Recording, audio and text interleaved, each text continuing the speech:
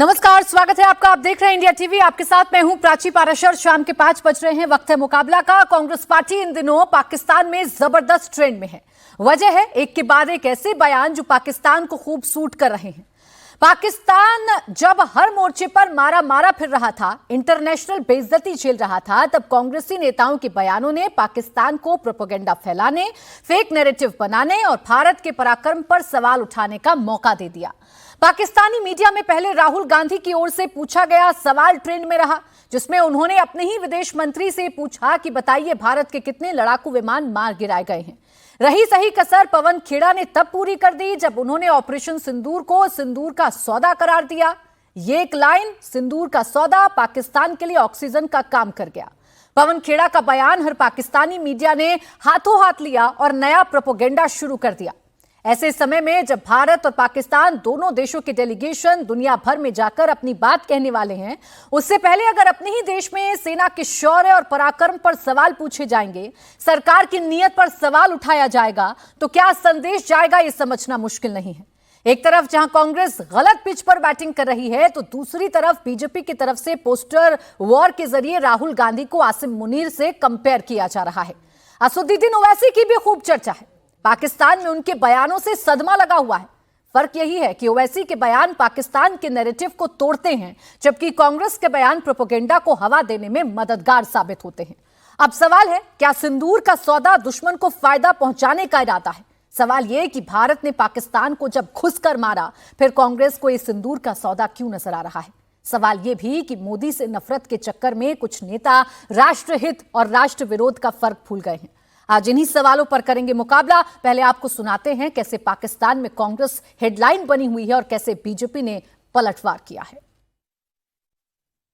राहुल गांधी 2 दिन से सबूत मांग रहे हैं। सबूत दो, सबूत दो। राहुल जी, आज केवल हम नहीं, आज पूरा विश्व और पाकिस्तान खुद सबूत दे रहा है। और यही कारण है कि आज राहुल गांधी, आप और आपके नेता पाकिस्तान के पोस्टर बॉय बने हुए हैं। आपके नेता पवन खेड़ा कहते हैं कि ऑपरेशन सिंदूर ये सिंदूर का सौदा है। जैसे आपने कहा था, खून की दलाली हमारी बहनों के माथे के ऊपर से 26 ऐसी हमारी बहनें हैं जिनकी मांगे सुनी हो गई, और उसके बावजूद ये कहना कि ये सिंदूर का सौदा है, ये छोटी सी लड़ाई है, हमें सबूत चाहिए। यह दिखाता है कि आपकी मानसिकता कैसी है। आप देश के ऊपर भरोसा करते नहीं हैं, और इसी कारण आपका एक एक प्रेस कॉन्फ्रेंस आज तमाम पाकिस्तान में हिट हो रहा है। You are the hero of Pakistan Rahul Gandhi. आप और आपके नेता आज पाकिस्तान के हीरो हैं। हर न्यूज चैनल में आप चल रहे हैं। आप पाकिस्तान को ऑक्सीजन देने का काम करते हैं, और शायद इसीलिए इसमें कोई संदेह नहीं है कि हाफिज सईद, जो कुख्यात आतंकवादी है, उसने एक बार एक इंटरव्यू में कहा था कि कांग्रेस एक अच्छी पार्टी है।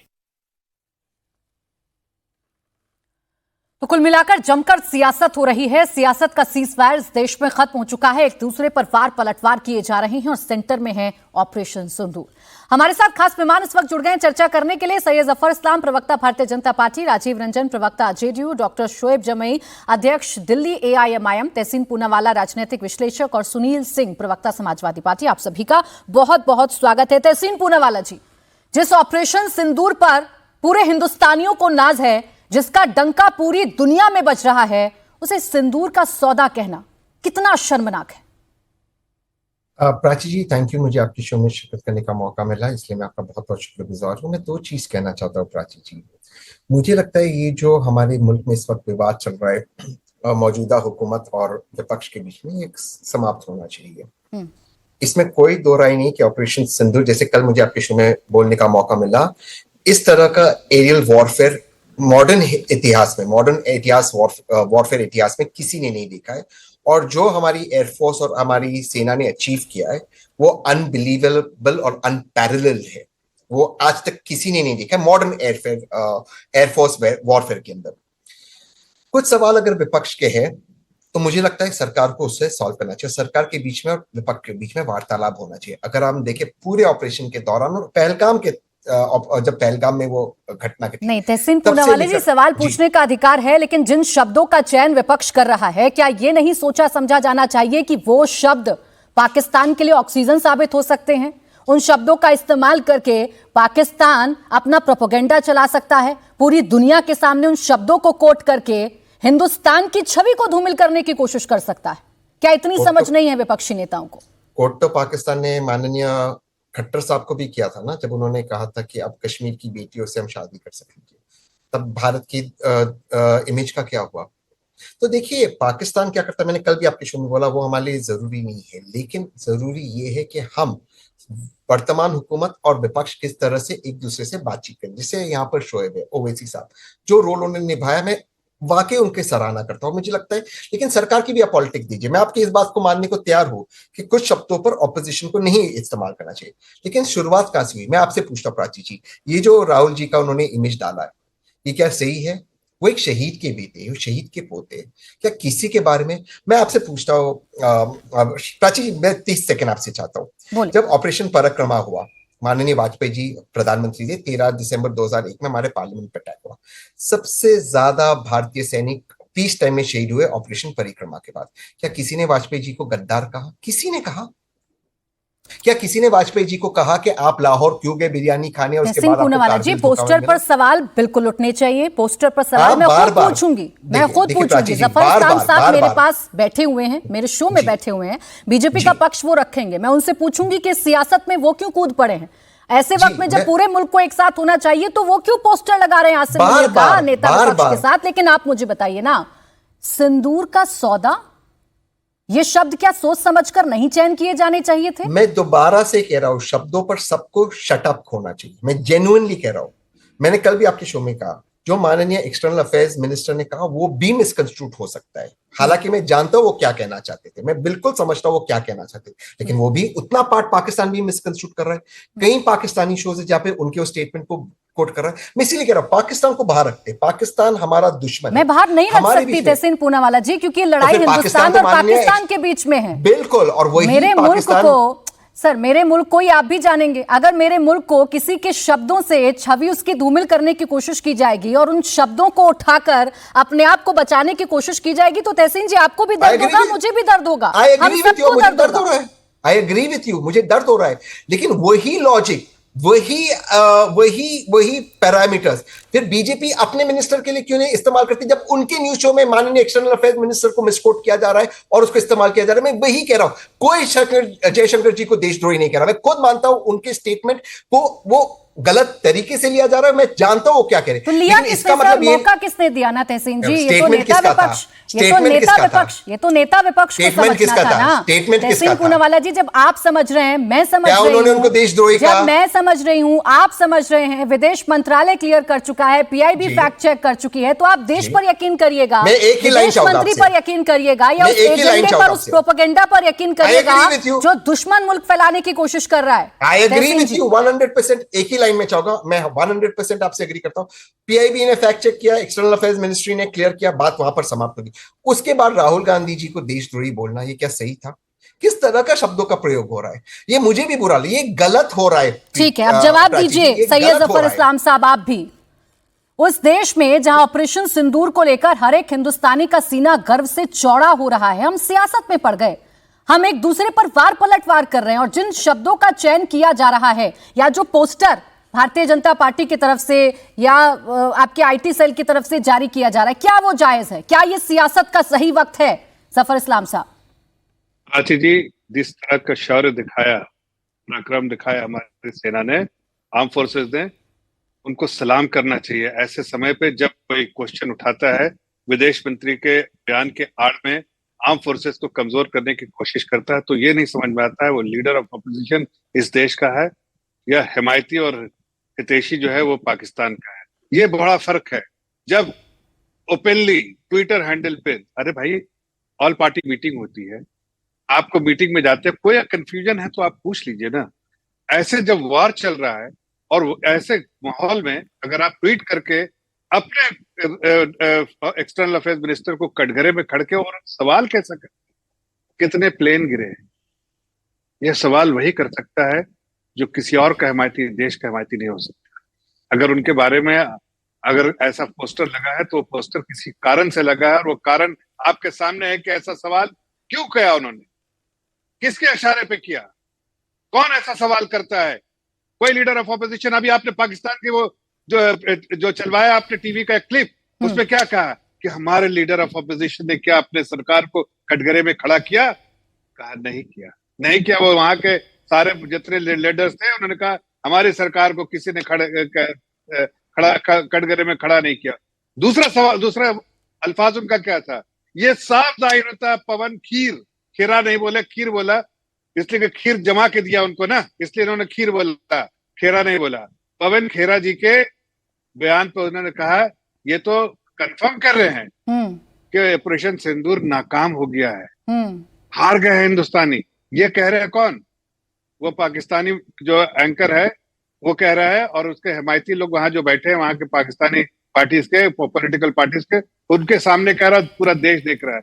अरे भाई, आप देश को लोगों के सामने इस तरह के बयान से कमजोर, आप आर्म फोर्सेस को कमजोर कर रहे हैं। देश का कहीं ना कहीं पूरी दुनिया जब दे रहा है। लेकिन जफर इस्लाम जी, जैसे आप दूसरी पार्टी के नेताओं को सर्टिफिकेट बांट रहे हैं ना, सवाल पूछने को आप देशद्रोह करार दे रहे हैं, आप राष्ट्रद्रोह करार दे रहे हैं। अपने गिरेबान में भी झांक कर देख लीजिए कितने देशद्रोही बैठे हुए हैं, या आपके नेताओं ने क्या क्या बयान दिए। मैं आपसे सिर्फ सीधा सा सवाल पूछ रही थी जफर इस्लाम साहब, ऐसे वक्त में जब पूरी दुनिया में ऑपरेशन सिंदूर का डंका बज रहा है, ऐसे वक्त में जब मेरे हिंदुस्तान की चर्चा हो रही है, मेरे सेना के शौर्य की चर्चा हो रही है, क्या सियासत को कुछ देर के लिए साइड में नहीं रखा जा सकता? मैं तो यही कह रहा हूं बार बार प्राची जी। अब देखिए ना, छोटी सी बात, हाँ। आपने कहा कि पूरे देश के 140 करोड़ लोगों का सीना जो है चौड़ा हो गया, जिस तरह से ऑपरेशन सिंदूर में कामयाबी हमको हासिल हुई। लेकिन कुछ लोग ऐसे भी तो हैं। अब देश ने चुना एक ऐसे इंसान को जो कांग्रेस पार्टी का तरूर साहब, जाहिर है उनकी स्टेचर, उनका एक्सपीरियंस, एक्सपर्टीज जो है पूरी दुनिया में उसको माना जाता है। ठीक, उनके देश की जरूरत पड़ी, उनकी जरूरत पड़ी। देश ने ये नहीं सोचा किस पार्टी के हैं, देश को जरूरत थी, देश ने कॉल किया उनको नेशनल ड्यूटी के लिए। ठीक, लेकिन किस पार्टी ने उनको बेइज्जत करने का कोशिश? यहाँ भी तो आप मनमानी कर रहे हैं ना। आपने पार्टी के नेताओं को चुना, लेकिन आपने पार्टी को बताया नहीं, पार्टी से कोई सलाह नहीं मांगी, इस बात की आपत्ति है। सवाल मेरा अभी भी वही रहेगा जफर इस्लाम साहब, और मेरे दर्शक भी जानना चाहते हैं, मेरे दर्शक जानना चाहते हैं, पूरा हिंदुस्तान जानना चाहता है कि आज सियासत का सहारा क्यों लिया जा रहा है। मेरे पास अन्य और मेहमान हैं। अच्छा बोले जल्दी बोले, फिर आ रही हूँ। हाँ बोले मेरी बात। हाँ बोलिए। मैं इतना सिर्फ कह रहा हूँ कि देखिए, सियासत के लिए कोई जगह नहीं, लेकिन सियासत किसने किया? नेशनल ड्यूटी में बुलाया जाता है, बहुत छोटा सा काउंटर तहसीन जी, 3 और मेहमान, बहुत छोटा सा पार्टी देश से ऊपर है। जल्दी बोले तहसीन जी, पार्टी देश से ऊपर नहीं हो सकती ना। मैं आज देश ऊपर है ना पार्टी के। बोले तहसीन जी, बोले जल्दी बोले सर, प्लीज। मैं आज सैयद जफर इस्लाम साहब की हर बात को मानने को तैयार हूँ, उन्हीं को वह बैटन कोट कर रहा हूँ, उनकी हर बात को सराहता हूँ सर। मैं उस बात को मानता हूँ। इनके मिनिस्टर, मध्य प्रदेश के मिनिस्टर और डेप्यूटी चीफ मिनिस्टर ने क्या कहा? अब यहां पर सैयद जफर इस्लाम साहब अपनी बातों को सच्चा मानते इंडिया टीवी पर प्राची के सामने ये कमिटमेंट करे कि उस मिनिस्टर को मध्य प्रदेश की सरकार जेल में फेंकेगी और डेप्यूटी सीएम को सस्पेंड करेगी। करे कमिट। बहुत आसान होता है दूसरे के बारे में उंगली उठाना। 3 उंगली आप पे जा रही है। आपने कर्नल सोफिया के बारे में क्या कहा? ये भारतीय जनता आप जेल में डालिए उसे। अच्छा चले, मैं आज सियासत का बैटल अपने शो को नहीं बनने दूंगी। मैं तो आज जवाब देना चाहती हूँ। मैं आज हिंदुस्तानियों को बताना चाहती हूँ कि मेरे देश के सियासतदान क्या सोचते हैं। मुझे सुनील जी के पास जाना है, उसके बाद राजीव रंजन जी भी हैं, शोएब जमाई जी भी हैं, इंतजार कर रहे हैं। फिर करिएगा सर, काउंटर करिएगा, पूरा मौका आपको दूंगी। सुनील साजन जी, मेरा प्रश्न आपसे, 90 घंटे का हमारी सेना का शौर्य, हमारा पराक्रम, जिसने पाकिस्तान को घुटनों पर लाकर खड़ा कर दिया, उस 90 घंटे के ऑपरेशन सिंदूर को सिंदूर का सौदा बोलना क्या अच्छा लगता है आपको सुनील सिंह जी? क्या आप इसे एक्सेप्ट करेंगे? देखिए प्राची जी, सेना पर और सेना के शौर्य पर किसी ने सवाल नहीं खड़ा किया है और कोई कर भी नहीं सकता। जो आप सियासत की बात कर रही हैं, जब हमारे देश में आतंकी हमला हुआ, 26 निर्दोष लोग शहीद हुए, सरकार ने जब संकल्प लिया कि हमको बदला लेना है, पूरा देश पूरा विपक्ष आदरणीय प्रधानमंत्री जी के साथ खड़ा हुआ। उसमें सियासत नहीं थी।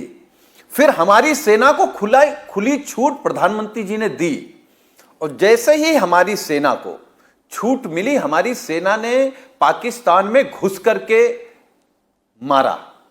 और पूरी दुनिया ने देखा कि जिस तरीके से अपनी तीनों सेनाएं तैयार थीं, आतंकवाद की जननी, आतंकवाद को पालने और पोषने वाला पाकिस्तान का नक्शा बिगड़ गया होता। अब तक सवाल कहां खड़े होते हैं?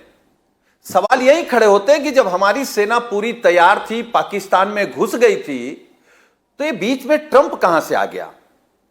और सीज फायर का ऐलान करना था तो पाकिस्तान करता ना, डर के सरेंडर करता कि हम अपनी हार मान रहे हैं, हम सीज फायर कर रहे हैं।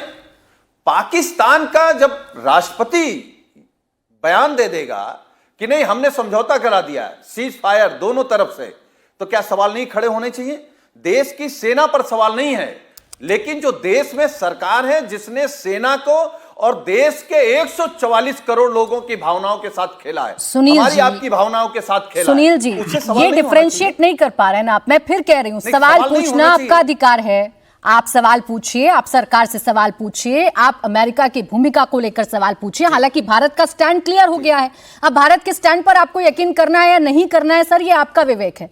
मैं आपसे ये पूछ रही हूं कि जब नेता विपक्ष की क्लिप्स, जब नेता विपक्ष की लाइनें, जब कांग्रेस के वरिष्ठ नेताओं के शब्द पाकिस्तान एजेंडे के तौर पर इस्तेमाल करता है, सुनील जी, एक आम हिंदुस्तानी के तौर पर जवाब दीजिएगा मुझे। ऑपरेशन सिंदूर से आप भी अटैच्ड हैं, मैं भी अटैच्ड हूं, पूरा हिंदुस्तान अटैच्ड है। क्या आपको अच्छा लगता है जब पाकिस्तान में बैठा हुआ एक पत्रकार टीवी पर यह कहता है कि कांग्रेस ने मान लिया कि ऑपरेशन सिंदूर नाकाम हो गया, उन्होंने एतराफ कर लिया है? अच्छा लगता है आपको?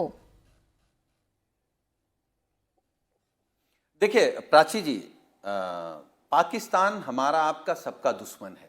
पाकिस्तान को किसी बयान से ताकत मिले या उसको सफाई देने का मौका मिले, वो देश का कोई भी नागरिक इस बात को स्वीकार नहीं करेगा। और कांग्रेस के जो साथी हैं उन्होंने इस बात का जिक्र किया है कि अगर कोई शब्द ऐसे हैं जिसको दूसरे को फायदा मिलता है, उसे स्वीकार नहीं है। लेकिन सरकार जिसकी बड़ी जिम्मेदारी है, सरकार क्या कर रही है? सरकार क्यों नहीं अमेरिका के खिलाफ बोल रही है? सरकार से अगर कोई सवाल विपक्ष पूछ रहा है, उस समय तो नहीं पूछा जब युद्ध में थे, लेकिन जब आपने सीज फायर कर दिया, अगर तब सवाल खड़े हो रहे हैं, तो मिर्ची क्यों लग रही है बीजेपी को? नहीं, और बीजेपी किस पर सवाल खड़ा कर रही है? सुनील जी, फिर जिनका देखिए ना, बलिदान फिर आप का बीजेपी इतिहास पर, है। अभी मैं आपकी आज अपनी इस भूमिका देश की पर सवाल आजादी कर में रही हूँ, और बहुत आज शानदार आप तमाम इतिहास लोग है। अपनी अपनी और वो भूमिका लोग, पर ही प्राची जवाब जी, दीजिएगा। मैं खत्म कर रहा हूं। सुनील जी, मैं- आज अपनी मैं अपनी खत्म भूमिका कर पर रहा ही हूं। जवाब प्राची जी, दीजिएगा। मैं खत्म कर रहा हाँ, हूं। बोले बोले प्राची जी, मैं खत्म बोले कर बोले बोले बोले। मैं खत्म। मैं कह रहा हूं, आज वो लोग सवाल खड़े कर रहे हैं जिनका देश की आजादी में एक हाथ की छोटी उंगली भी चोट नहीं खाई है। वो लोग राष्ट्रभक्त हो गए हैं, और जिन लोगों ने इस देश के लिए जिनके पुरखे मरे हैं, उन पर सवाल है। सवाल करने से बीजेपी सवाल से बच नहीं सकती। पूरा देश प्रधानमंत्री जी से जानना चाहता है। सर, यही तो कह रही हूँ सुनील जी, बीजेपी का विरोध, तो पूरा देश प्रधानमंत्री नरेंद्र मोदी का विरोध, प्रधानमंत्री जी क्यों राजनीतिक लड़ाई या देश के विरुद्ध जाकर खड़ा हो जाना, क्या इसके बीच की जो महीन लाइन है वो विपक्ष नहीं समझ पा रहा है? यही सवाल है मेरा। आप खुद ही जवाब दे रहे हैं, आप करिए ना सरकार का विरोध, आप पूछिए सवाल, लेकिन जिसका जवाब डीजीएमओ साहब दे चुके हैं, जिसका जवाब हमारी सेना दे चुकी है, जिसका जवाब एयर मार्शल ए.के. भारती जी दे चुके हैं, उस पर क्यों नहीं यकीन करते आप लोग? सेना पे तो सवाल ही नहीं। किस पर यकीन सेना कीजिएगा? के लोग तो खुद जानना चाहते हैं कि आखिर सीज किस फायर पर कैसे यकीन हो गया? कीजिएगा? मुझे बताइए ना, किस पर यकीन कीजिएगा? भारत का ऑफिशियल स्टैंड, विदेश मंत्रालय का ऑफिशियल स्टैंड, रक्षा मंत्री का बयान, उन सब को छोड़ दीजिए, हमारी सेना की प्रेस ब्रीफिंग, उस पर तो यकीन करेंगे कि नहीं करेंगे? उसके बाद भी मन में इतने सारे सवाल हैं कि आपको यह जानना है कि भारत को क्या नुकसान हुआ। नहीं नहीं नहीं, देखिए, सेना पर कोई सवाल नहीं है। हम तो ये कह रहे हैं, सेना को खुली छूट देने के बाद सीज फायर कैसे स्वीकार कर लिया देश के प्रधानमंत्री ने? ठीक है राजीव, जब सेना घुस गई थी, पाकिस्तान का नक्शा अब तक दूसरा होता, तब क्यों घुटने टेक दिए ट्रंप के सामने? राजीव रंजन जी, जवाब जो विपक्ष के मन में उठ रहे सवाल है उनका जवाब तो सरकार नहीं देना है, आप लोगों ने ही देना है। बजाय इसके कि जवाब मिले, ये नए नए शब्दों का टैग क्यों दिया जा रहा है?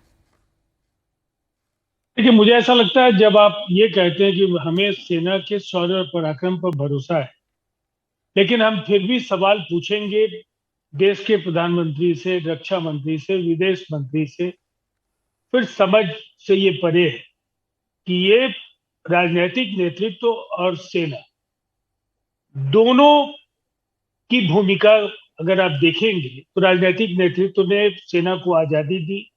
निसंदेह राजनीतिक नेतृत्व को बराबर बड़ी जो अविस्मरणीय जीतें मिलती रही है पूर्व में भी, चाहे वो हार हुई चाइना से तो पंडित जवाहरलाल नेहरू जी को पूरे देश ने कोसा।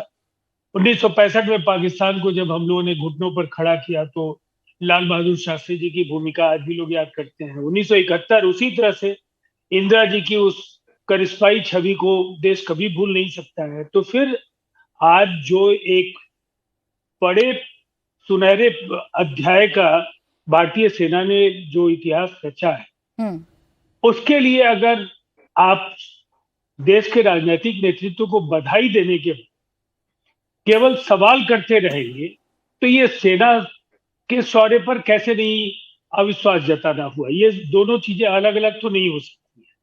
अगर आप ऑपरेशन सिंदूर का सौदा कहेंगे तो फिर वैसी स्थिति में आप ये मानते हैं कि ऑपरेशन सिंदूर सफल नहीं हुआ तो फिर सेना को आप कैसे एक तरफ बधाई देंगे और उसकी असफलता के लिए आप नेतृत्व की बात करेंगे। दरअसल देखिए, जहां तक ट्रंप को लेकर के बहुत सारी बातें हैं, मैं नहीं जानता हूं कि आधिकारिक स्टैंड क्या है, लेकिन जो पाकिस्तान की अविश्वसनीय छवि है, पाकिस्तानी आर्मी पूरी तरह से एक फेल्ड स्टेट की फेल्ड आर्मी है। एक ऐसी आर्मी है जिसके अफसरों की जीवन शैली पूरी तरह से आतंकवाद को पोसने के नाम पर उनको जो पैसे मिलते रहे हैं वो बरकरार रखने के लिए, अमेरिका का फिर से विश्वास हासिल करने के लिए वो उनकी ओर से ये कहा जा सकता है कि युद्ध विराम पर सैद्धांतिक सहमति हो रही।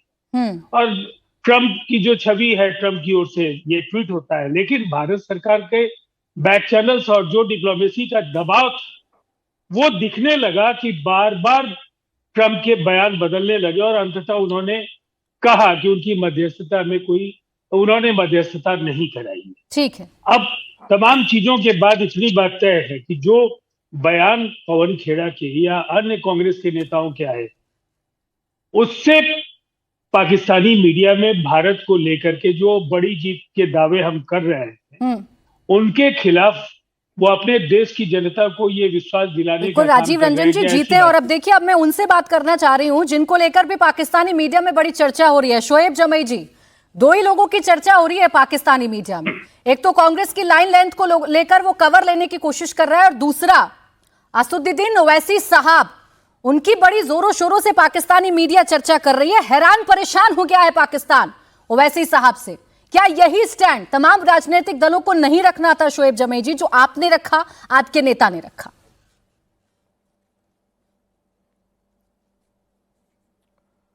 देखिए प्राची जी, कभी किसी नेता की अगर आलोचना होती है तो हम प्रतिक्रिया देते हैं, डिफेंड करने की कोशिश करते हैं, लेकिन हमारे राष्ट्रीय अध्यक्ष की जिस तरीके से पूरे पाकिस्तान के अंदर विरोध हो रहा है, वहाँ के उलमा के ज़रिए से या वहाँ के इन्फ्लुएंशियल या जो पॉलिटिकल पार्टीज़ के ज़रिए से, उस विरोध प्रदर्शन पर मुझे गर्व हो रहा है।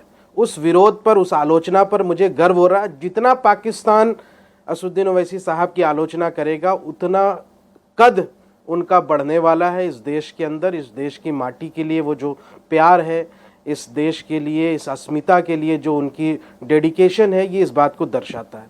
देखिए, हालांकि हम एक छोटी पार्टी है, हम किसी को नसीहत देने की सिचुएशन में तो नहीं होते हैं या फिर हम किसी को नहीं समझते हैं कि ये सही होगा, लेकिन राजनीति में समय की बहुत महत्वता होती है। टाइमिंग, कब क्या बोलना चाहिए और किस समय बोलना चाहिए, किस चीज़ पर प्रतिक्रिया होनी चाहिए, इसका एक ख्याल रखना बहुत ज़रूरी है। मैं ये समझता हूँ कि इस वक्त जो मॉडर्न वारफेयर जो टेक्निक है, उसमें सिर्फ आप एयर फोर्स और मिलिट्री के ज़रिए से एक बड़ी लड़ाई नहीं लड़ते, बल्कि सीज फायर होने के बाद भी और उस दौरान भी एक बड़ी लड़ाई लड़ी जाती है वार ऑफ नैरेटिव्स की। ये जो वार ऑफ नैरेटिव है ना, ये जो वार ऑफ प्रोपेगेंडा है, यही हमारी मोबाइल तक पहुंचता है, यही हमारे दिमागों तक पहुंचता है, हमको यहाँ से कहीं ना कहीं कुछ लोगों को इम्पैक्ट करता है। पाकिस्तान के अंदर एक ISPR है और वहाँ के जो ISPR जिस तरीके से प्रोपेगेंडा चलाती है, जो मीडिया प्रोपेगेंडा चलाती है, मुझे लगता है कि हमें कोई ऐसा हथियार उनको नहीं सौंपना चाहिए, अपनी कोई ऐसी कमज़ोरी नहीं सौंपना चाहिए जिसका इस्तेमाल करके वो इंटरनेशनल कम्युनिटी को बरगलाए। अभी आप देखिए टेलीग्राफ जिस तरीके से लिख रहा है, उनके नैरेटिव को पेश कर रहा है, न्यूयॉर्क टाइम्स उनके नैरेटिव को पेश कर रहा है। कहीं ना कहीं हम वार ऑफ नैरेटिव में या वार ऑफ प्रोपेगेंडा में थोड़े से 19 साबित हुए अपने लोगों की वजह से।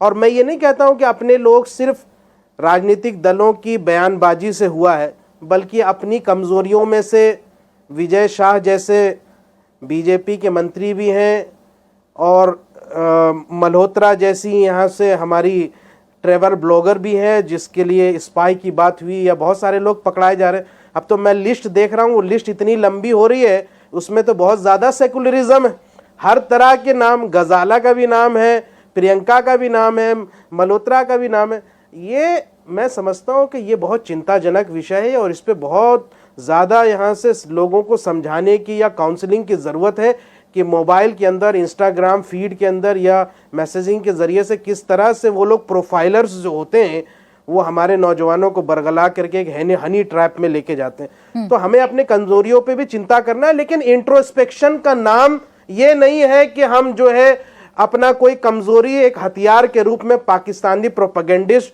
या पाकिस्तानी ISPR को हम थमा दें। हम इंट्रोस्पेक्शन जरूर करेंगे, बंद कमरे में करेंगे, अपने तरीके से करेंगे और सही समय पर करेंगे।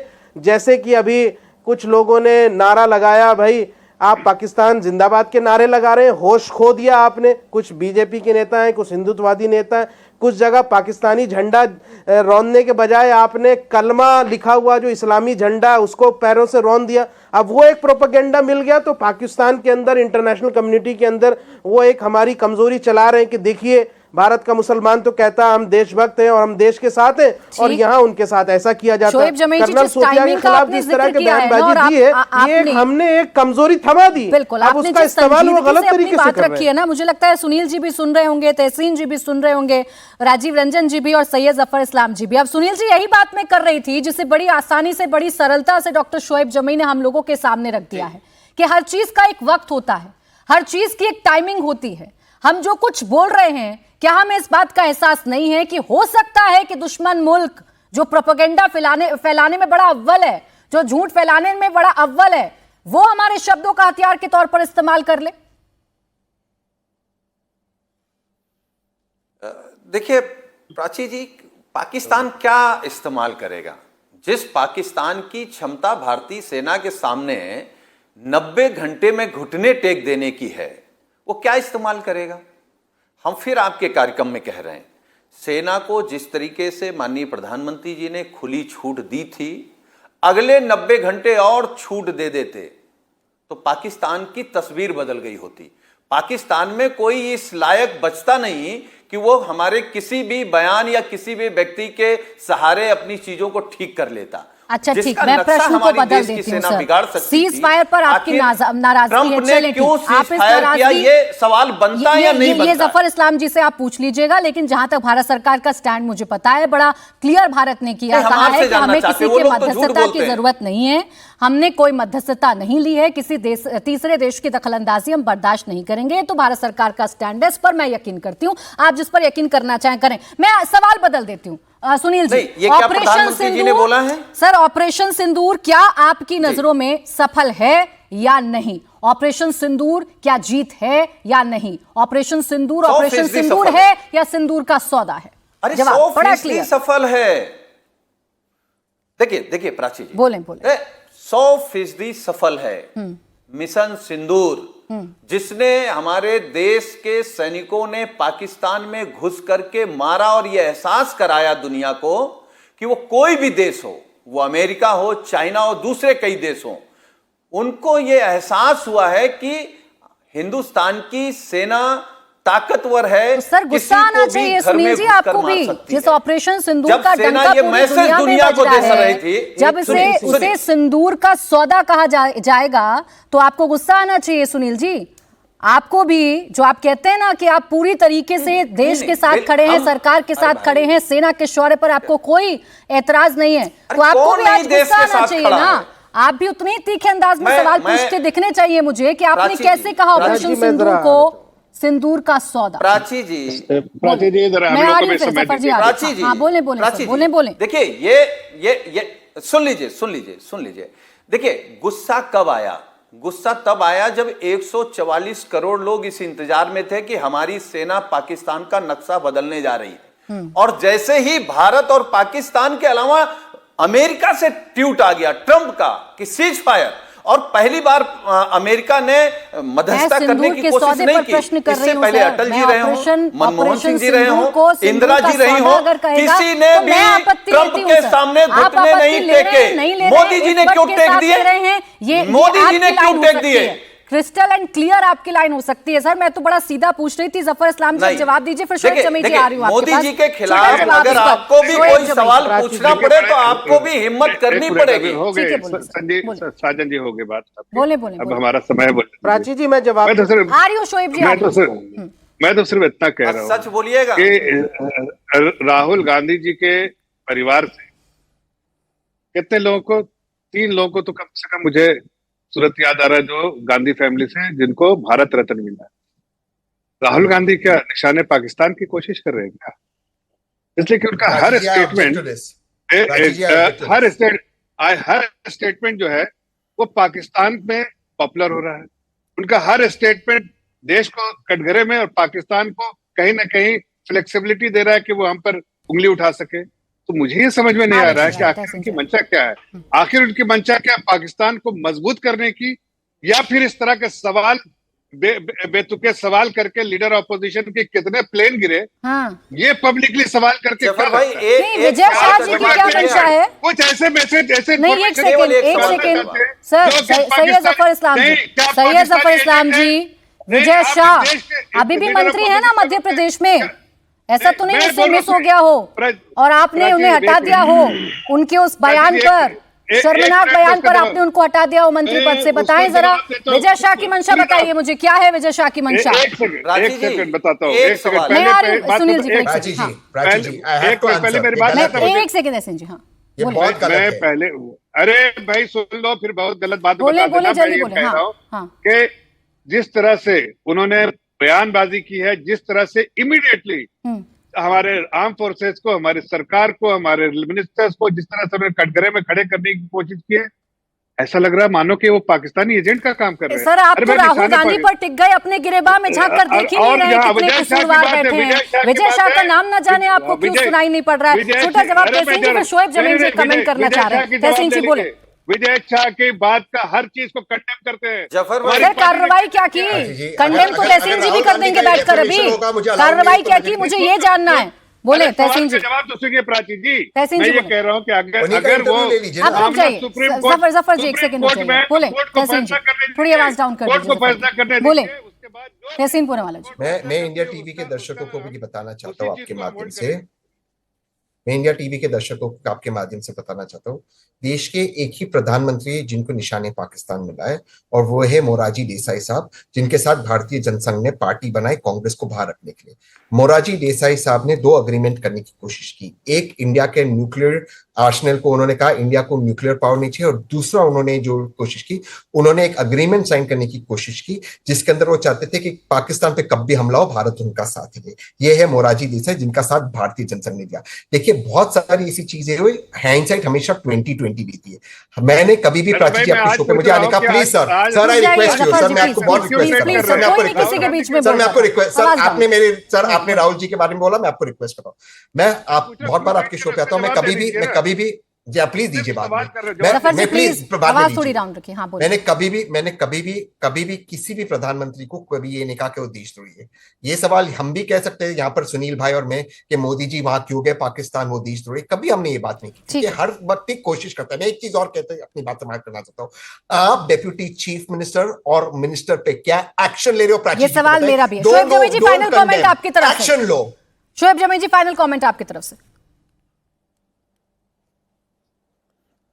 देखिए, एक लोकतंत्र में मुझे एक ऑब्जर्वेशन देखने को मिलता है। मैंने देखा कि हमारा एक आंतरिक मुद्दा चल रहा था वक्फ के मुद्दे पर, तो मैंने देखा बैरिस्टर साहब जो हैं वारंगल के अंदर वक्फ के मुद्दे पर प्रदर्शन में भाग लेते हैं, वहाँ उस मुद्दे पे बात करते हैं, और जैसे ही नेशनल ड्यूटी की बात आती है, सर्वदलीय जो अभी दल जो बनाई गई है, जो जगह जगह जा करके इंडिया के नैरेटिव की पॉस्चरिंग करने वाली है, फौरन वो दिल्ली आते हैं, उस सर्वदलीय दल में शामिल होते हैं, प्रतिनिधि मंडल में, और वहां पर जो उनका बयान होता है और वारंगल में, इसमें क्या फर्क है ये आपको समझना पड़ेगा कि आंतरिक मुद्दों की राजनीति और अंतर्राष्ट्रीय मंचों पर जब भारत को रिप्रेजेंट करना हो तो क्या हमारी मनादिशी होनी चाहिए, इसको बहुत देखना जरूरी है। इंटरेस्टिंगली आप देखेंगे कि जहां पर भी जो सीज फायर को लेकर हम बात कर रहे हैं, एक राजनीतिक तौर पर इस तरह के सवाल उठाना, ये तो आप राजनीतिक तौर पर कह सकते हैं, लेकिन जो बॉर्डर इलाकों में जो फैमिलीज रह रही है, जो पुंछ में है,